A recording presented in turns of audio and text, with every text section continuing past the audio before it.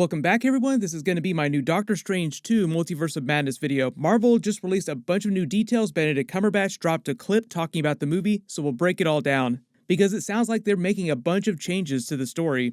So if you're brand new to the channel, be sure to subscribe to get all the videos. We'll start learning more about the movie as we get ready for Spider-Man No Way Home, because Doctor Strange 2 is the next movie right after that.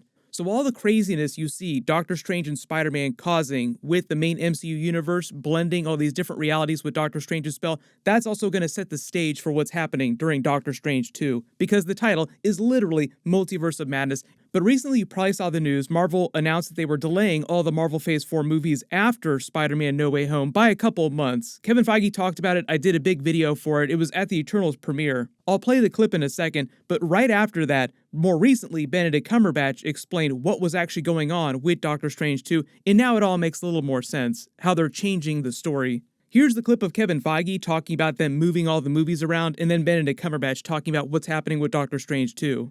Production shifts and changes, and because we have so many slots, we can just shift slots. So all the Marvel slots are the same, we're just shifting the movies coming out. And yes, Strange has moved 6 weeks, so instead of there being 3 months between Marvel movies, there'll be 5 months between Marvel movies, and I think that we can all handle that. We have to ask about Doctor Strange 2. What can you tell us about the film?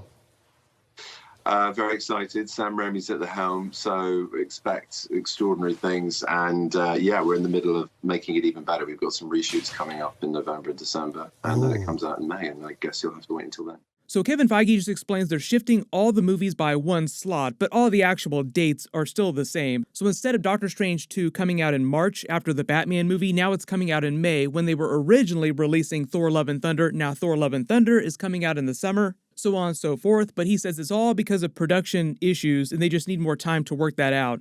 And in that Benedict Cumberbatch clip, he confirms that they're doing extensive reshoots on Doctor Strange 2 during November and December. 2 months of reshoots. If you're not familiar with how movies get made, that's a lot of reshoots, and that's on top of another month of reshoots that they just got done doing for Doctor Strange 2 back in September.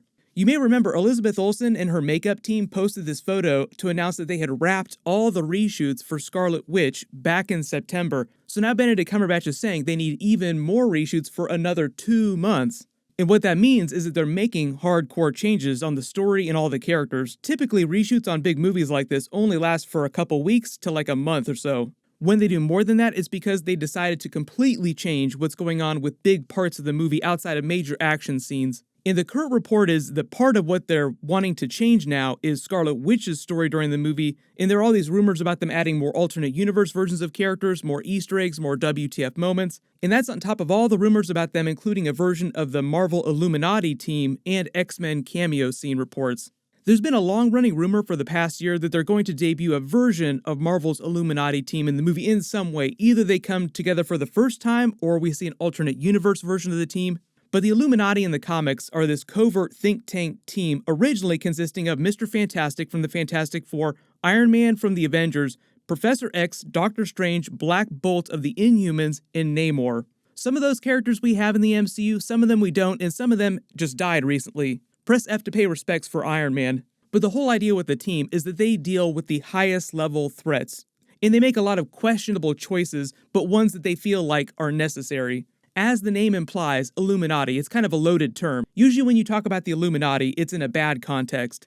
I just did a video about the report Marvel is working on a new Hulk movie that's based on World War Hulk. Well, that came after Planet Hulk. The Illuminati were the ones that were responsible for sending Hulk into outer space where he wound up on Sakaar, setting the events for Planet Hulk and World War Hulk. I did a video a while ago about all the reports about a version of Professor X showing up in the movie too, either James McAvoy or Patrick Stewart. There was a report that someone from the Fox X-Men movies would be facing Scarlet Witch during the movie, like they would have this big fight, and who would be powerful enough to face her, so that's why everyone was talking about a version of Professor X. They're supposed to be introducing a version of Namor and Black Panther too, but I don't think that they have plans to do Black Bolt or the Inhumans anytime soon in the MCU. So if we do see a version of the Illuminati in the MCU during the film, they'd have to have a slightly different roster. All the reports about them using some of these reshoots to change Scarlet Witch's storyline have more to do with making her seem like less of a psychopathic killer, just tearing through everyone like wet tissue paper with her chaos magic. You may remember all the clips from Elizabeth Olsen earlier this year when they were still filming the movie, when she talked about them using her character in Doctor Strange 2 in a completely different way than what we saw from her in WandaVision. Like, she said that it was a completely different utilization of the character, as in she would wind up being one of the secret villains of the movie. And if she's that powerful during WandaVision, when she finally sort of figures out her chaos magic at least a little bit, you have to assume she's going to be off the chain during Doctor Strange 2. There's a lot of things that Kevin Feige, the WandaVision showrunner Elizabeth Olsen, said about her character after the WandaVision finale, including some deleted scenes for context that kind of soft confirmed this. Everyone posted all these memes about how she's basically kind of a villain because she trapped them all there against their will. Elizabeth Olsen said that they wanted her to come off as kind of villainous at the end of the series, like maybe not an outright villain, but she's definitely on the wrong side of the law at the end of the WandaVision series, if it wasn't clear. They spent the second half of the WandaVision episodes up to the finale trying to frame things more as Wanda dealing with her trauma and not wanting to hurt everyone, but also not really understanding how her chaos magic powers worked, how she was really being manipulated by Tyler Hayward, Sword, Agatha Harkness, just kind of gaslighting her so that she would break and use her chaos magic so they could steal it. So at the end of the day, it wasn't so much about her being a villain, it was more about her being manipulated by other, more villainous people. So it sounds like they kind of want to keep that same vibe during Doctor Strange 2, and whatever they filmed before, it just didn't make that very clear. The current rumor right now is that the real villain of the movie will actually be the Shumagorath, and it will be manipulating Scarlet Witch, who thinks she's trying to rescue her children, Billy and Tommy, from another universe, another dimension. When I posted my WandaVision finale video, that was a lot of people's first guess too, is that she was being manipulated in this scene. Like, those aren't really her children, somebody else is trying to mess with her.